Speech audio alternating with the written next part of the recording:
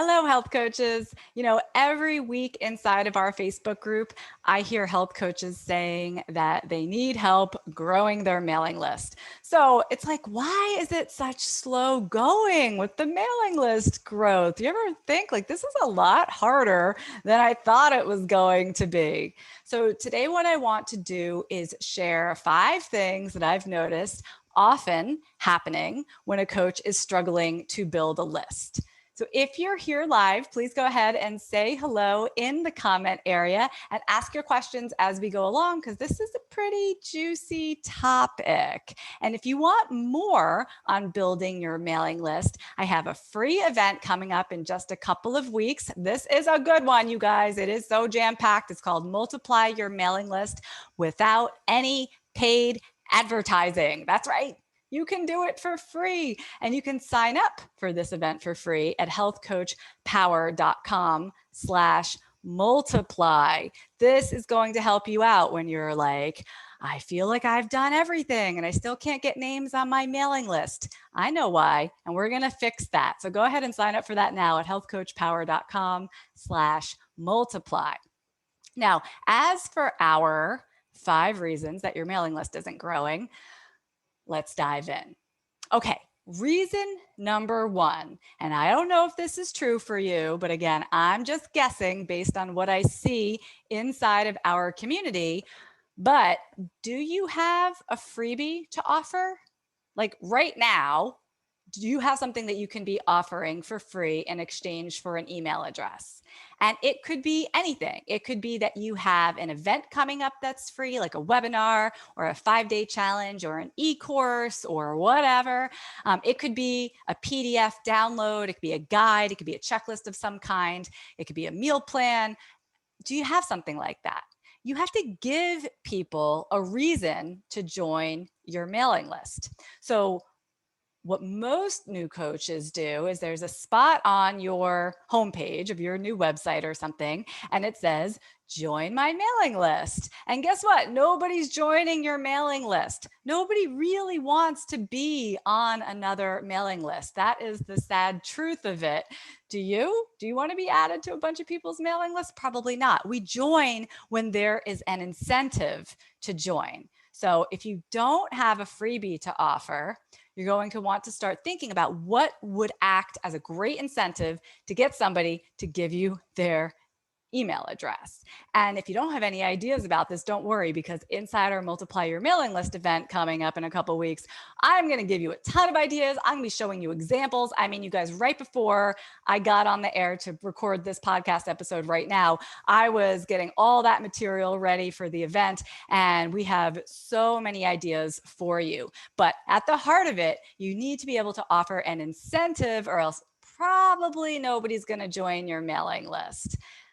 Okay, so that's first and foremost. If you already have a freebie, tell me in the comments, and why not? Tell me what your freebie is. Maybe you have something coming up this summer. I would love to hear about it, because I like to keep a pulse on what everybody is working on the best that I can. Okay, moving on to reason number 2 that your mailing list may not be growing.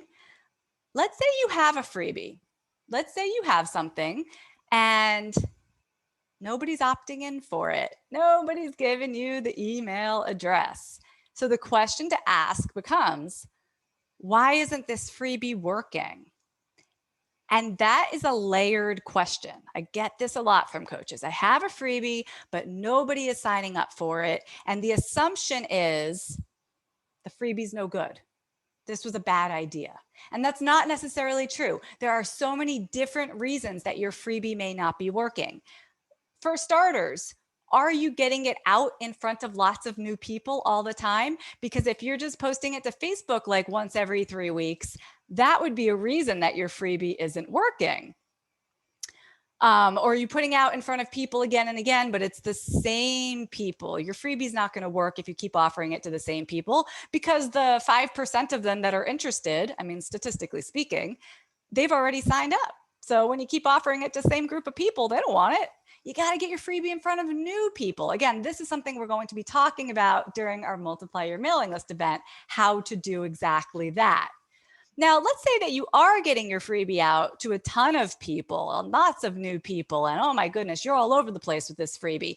And yet still, maybe you can look at your stats, which you can, and you could see that 1,000 people visited the page to get your freebie, but only 3 of them signed up. Oh no. Okay, but that's really good information because that would mean you're doing a good job getting people to the page. People are interested. Nice. You're reaching them. They're interested. They're clicking a link. They're landing on the page, but they're not giving the email address. Now you know where to look for the problem. It's on that page. Sometimes it has to do with the headline or the copy on the page. Sometimes it has to do with the layout of the page. Right? Sometimes it has to do with some sort of tech problem on the page. For example, maybe your page isn't working properly. There's so many different things to look at, but you would know based on those numbers that there's some kind of problem on the page itself. So I would look at all those different things. How is the design of this page working for or against me? How is the headline, the copy on this page? What's the call to action? Is it very clear how somebody can sign up? Am I asking for too much information? Sometimes I see health coaches putting together their first opt-in page, and sometimes they want to collect first name, last name, email address, phone number. No. Just first name and email address. We don't want to create any barriers for people to sign up. We don't want to make it difficult for them. So that would be the next thing to look at. How is this page, actually working? And then another thing that just came into my head, another reason you may not be getting as many people on your mailing list as you wish that you were, is because you may have a double opt-in situation where people are going to your page, they are giving an email address, but in order to actually get on your mailing list, they're getting an email that's asking them to confirm, and people miss that email. It's a really good thing to do. It is such a good practice for a clean email list. But in my experience, oh my God, people are not paying attention. If they didn't immediately get the thing that they asked for, they get some other intermediate email that's asking them to confirm, and then they have to wait again. Oftentimes they will just give up, or they just miss that email completely, and they don't even realize that they didn't complete the loop and confirm their email address. So after much trial and error on my side, I am absolutely happy to share with you, I have all that double opt-in stuff turned off because I have found that it is a huge barrier to adding new names to my list. So if your freebie isn't working, there are lots of different ways that you can look at it to figure out, okay, what's exactly going wrong here? Sharon saying that her freebie is the ultimate 5-day energy reset, but I'm now working on a 5-day challenge. Cool. So that sounds like, Sharon, you have an evergreen freebie that you've created, something that you can offer year round. And now you're working on a 5-day challenge. I know you are because you're inside Healthy Profit University. And that's going to work as an event or a one-time type freebie, which, you know what, those tend to convert better because it's just a little bit more exciting when it's like, this thing is happening on this date and don't miss it. It gives people a reason to go ahead and sign up because there's that date, there's that sense of urgency. But it's good to have both. So I'm glad that you have both. And it's possible to also have multiple evergreen freebies going on, maybe not right now if you're new in your business, but as your business grows. I know inside my business, I have lots of different evergreen freebies. And then I tend to have one event type freebie going on at a time. Christy says that she has a handout, Eat Your Way to Hormone Health, and she's looking for ideas to promote it. Awesome. Eat Your Way to Hormone Health. Chrissy, I don't know what the headline is on that page, but I would love to look at it. But I know that what you want is a headline that speaks to somebody's pain point. So this is not that I know the answer, but I'm just posing it as a question. Does your audience know that they are in search of hormone health? Or would they use different words to describe that? Like, what do they want or what do they not want in their own words? And oftentimes that makes for a more effective headline in how you are selling this thing. Now, of course, you're not selling it, you're selling it in exchange for an email address, but an email address is very valuable. So you are kind of selling it. Anyway, we're going to be going over evergreen freebies, one-time event freebies, and promotion ideas for all of it inside the Multiply Your Mailing List event coming up in a few weeks. And then I put the link in the comments here. It's healthcoachpower.com/multiply. Okay, let's talk more about promoting actually, because I think I mentioned this a minute ago, but I want to talk more about it. You need to be able to get yourself and your freebie in front of new eyeballs. So just think, how am I doing that right now? Christy, you said that you're looking for ideas to promote your handout. Well, who are you offering it to? And how could you start offering it to other groups of people that haven't already heard about it, or other groups of people that are just meeting you for the first time? I like to think of these as partnerships, or sometimes I call it borrowing an audience. So you can do that type of thing. It's a strategy where you are offering something to somebody else's audience. And this can happen on social media, for example. It could be something like two people, two practitioners, two brands, whatever, doing a Instagram live together, right? That's a partnership. Just for that 30-minute time slot or 1 hour time slot, you're going to do this Instagram live together. But if you can offer your freebie during that, you're getting exposure to that person's entire Instagram following. So that would be one example of something that you could do social media based. You can also borrow audiences when it comes to giving workshops. So I used to do a lot of workshops at yoga studios. You could be doing it, anywhere in your community. You can also be hosting workshops online. But again, you don't want to host it yourself in like your living room. You want to be the guest or the expert that is being hosted for this event at the Pilates studio, at the spa, somewhere else where they're providing the audience and you're showing up to provide the content and getting in front of all new eyeballs, right? So this is where a lot of coaches fall down. We create the thing and then we're like, why doesn't anybody want it? You have to do the legwork of getting yourself in front of lots of new audiences. So you want to think about partnerships on social media. You want to think about doing partnerships IRL. You want to think about doing workshops in different places. You can be writing articles, where you are writing something up, it's being published not on your blog, but on somebody else's blog or somebody else's website. And that's a way that you can be getting in front of new audiences, and you can offer your freebie within that article. And another fantastic way to do this is with podcasting. Again, not your own podcast, but you can show up in front of new audiences if you can be a guest on somebody else's podcast. This is easier than you think and very, very effective. During a podcast episode, I'm sure you've listened to so many. It's very common if it's an interview, let's say I'm the host, for me to say, thank you so much for joining us today. You have a gift for our listeners. Can you tell us more about that? And then you would have an opportunity to share your freebie with everybody who listens to that show. Excellent way to reach new people that you otherwise would never have come into contact with. So make sure that you are not only creating something really cool, but working hard to get in front of all those new eyeballs. Okay. The other thing that I want to talk about today is a reason that your list may not be growing is because I have a suspicion. And I don't know if this is going to be true for all of you, but I have a suspicion because I see it happen all the time. Are you limiting yourself to social media? When you say nobody's signing up for my thing, whatever that thing is it because you're posting it to Instagram and you're posting it to Facebook and maybe you're posting it to LinkedIn or another place and you think, boy, I posted this all over the place, but it's all just social media based. I can't tell you how many new coaches in particular, I want to say in the past 2 or 3 years, I get this question a lot. Isn't there some way to promote myself that's not on social media? Or I hate social media, and so I'm never going to be able to make a health coaching business work.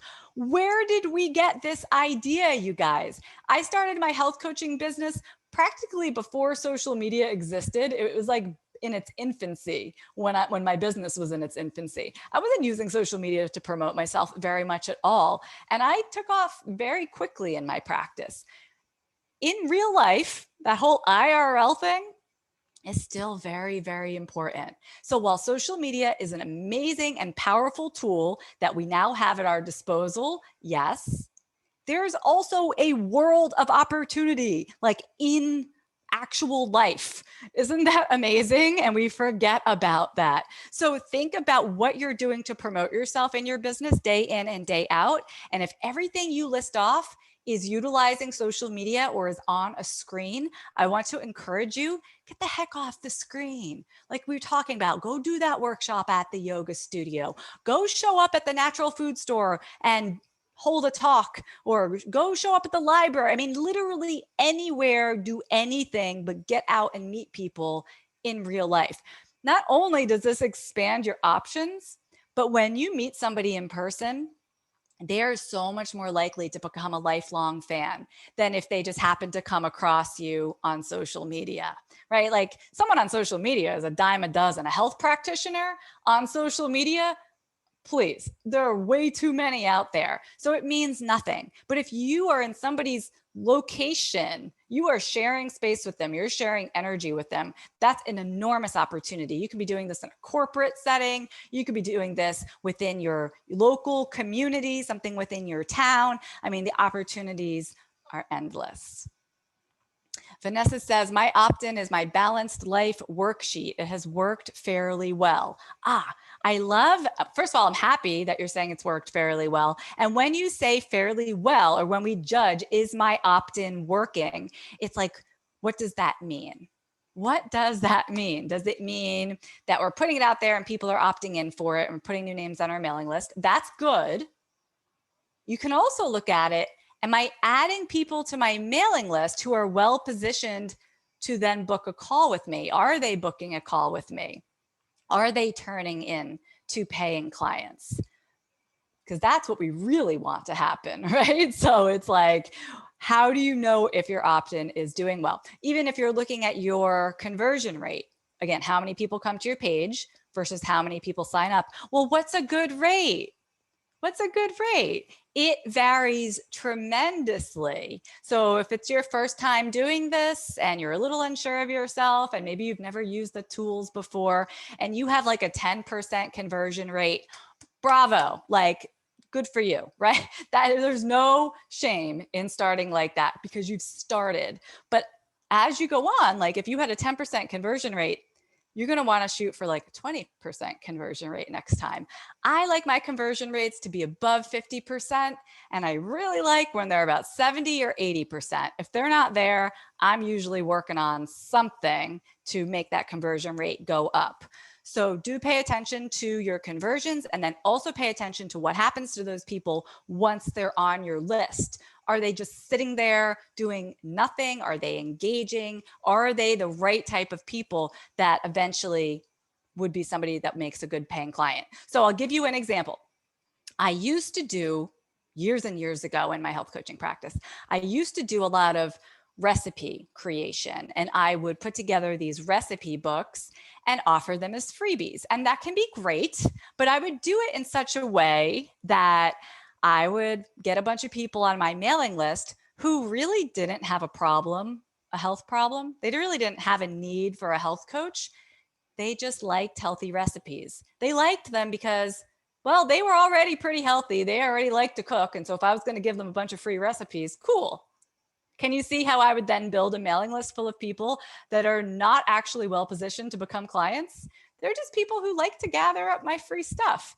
And not that that's wrong or there's huge harm in that, except, well, you know what? At a certain point, you do start paying for your mailing list. If you got your first 1,000, your first 2,000, you're on a MailChimp account, you know, it's free. But as your list grows and grows, you start paying every month. So you want to make sure you have the right people on your mailing list from the get-go. Sharon's saying, oh, I'll have to catch the replay. I'm having connectivity problems. No problem. We have this podcast everywhere, right? I don't know if you're able to listen on Apple Podcasts. You can watch on YouTube. We're all over the place. Vanessa said, my list grew from 28 to 296 in 2 years, but not much conversion.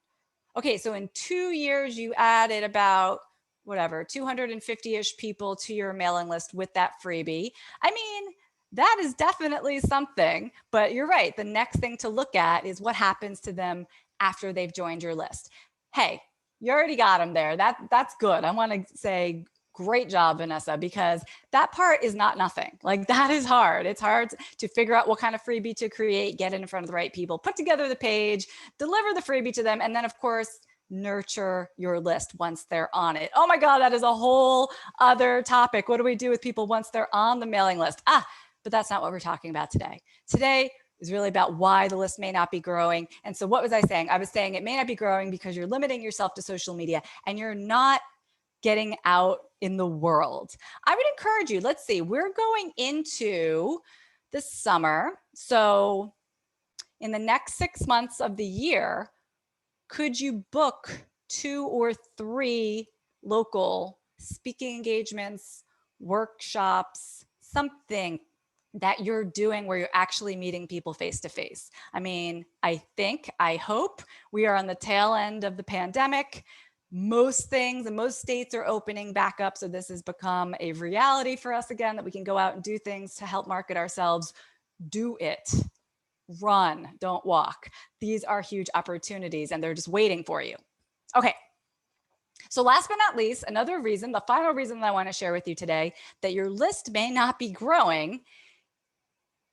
This is kind of funny, but you very well may be adding names to your mailing list. You might have that, what was it, Balanced Life worksheet or Eat Your Way to Hormone Health or whatever it is that you're offering, and people are opting in, you are getting new names on your list. But at the same time, you're losing names, and that's normal. Like you're going to be adding new names all the time. Your list is growing, but at what pace? And can you outpace the attrition? Because there's always going to be people who get your emails and they're going to hit the unsubscribe button. So let's talk about unsubscribes for a second. Unsubscribes are kind of awesome. If somebody doesn't want to hear from you for free, what are the chances that that person wants to pay you and become a client? Very, very small, right? So if it's somebody who doesn't even want to be on your list and they're going to unsubscribe, bye-bye, have a nice day, like, see ya, love that you know that about yourself. You know, I'm here for the people that want to hear from me. I'm here to serve them. So a lot of times as health coaches, we can get really, really bummed out when somebody unsubscribes from our list, but don't be. They know what's right for them, and we're going to trust them that this was not a good fit. Great. Focus your energy on the people you have. But if you're losing people faster than you're gaining, this is another reason why your mailing list is just going to come to like a plateau. And you're like, how come I can't get over this number? That means that it's time to step up your list building game. Whatever you've been doing so far, whatever pace has been adding to your growth, it's just not keeping up with the drop off. So you want to step up your email game so that you're adding more people to your list. And the other way to think about this would be, how could you maybe not lose as many subscribers? Again, we're always going to lose people. However, we will lose more people when we're not consistent. Are you emailing your list on a regular basis? Or is the list kind of sitting there for 6 months and then you come out of left field with an email and half the people on your list are like, who the heck is this? Delete, unsubscribe, right? When you're consistent, you really nurture the relationship. Well, you're nurturing the relationship, so they're less likely to unsubscribe. They know who you are. You've been in their inbox week in, week out, whatever it is. Send on a consistent schedule and you will have fewer unsubscribes. The other thing contributing to losing subscribers would, of course, be, are you producing content that your list wants to read? This is impossible to do if you have a mishmash of people on your list. When I had a mailing list that was full of people who just liked recipes and were already healthy. And then maybe I offered some other freebie that was for new moms. So I had a bunch of new moms on my list. And then I offered some other freebie that was around some other topic. I just had this assortment of people on my mailing list, and it made it impossible to send a single email that resonated with everybody. So of course I'm going to get unsubscribes, because suddenly if I start talking about new mom stuff and this person's on my mailing list and they don't have kids at all, they're like, this isn't for me, I'm out of here. This all goes back to knowing who you're talking to, creating a freebie that's very specific to that type of person, filling your list so that your list is more or less homogenous, same type of person, same type of problem. This way, when you email them, it's very likely that it's going to strike a nerve. And everyone on that list is going to go, yep, I need this. Yep, I'm glad I'm here. And they're not going to unsubscribe. So those are just some tips for keeping the subscribers that you actually have. Now, Sharon had a question earlier. She said, my list isn't growing because I'm not putting the opportunity to get it out there, which brings me to my questions. How many free offers should we have? And if more than one, do we rotate them? So what I have found to be very useful is to create a freebie around the top issues that my target market has, the questions they most commonly ask, the problems that they most commonly are talking about during our consultations, things like that. And then yes, I could just rotate them, but typically I have one that is my main freebie, my best performing freebie. That's the one that you might see like on my Instagram profile, or just the one that's always there unless I have an event coming up. And then I have other freebies that I keep for the situations where they're relevant. So if someone on Facebook or wherever is saying, gosh, I really need help with XYZ, I can say, I have a free resource about that. Would you be interested? And then they say yes. And then I send it to them. Or as you guys know, I do inside of our Health Coach Power Community Facebook group, I say, hey, what do you need help with? And then when you tell me what you need help with, because I've been doing this a long time, I probably have a resource for you. Sometimes it's a downloadable freebie, sometimes it's a podcast episode, whatever. But what I'm trying to say is that when the topic comes up, I have the resource to match. So that's how I think about having multiple freebies. When there is a question I'm answering again and again and again, that's a great topic for a freebie, because the next time that question gets answered, it gets asked, instead of just answering it, I can say, here, I have this for you. And the mailing list grows. Once again, I hope you all will join me for Multiply Your Mailing List. It's starting in just a couple of weeks, and you can sign up for free now at healthcoachpower.com/multiply. I'll be back next week. Until then, take care. I'll see you inside the Facebook group.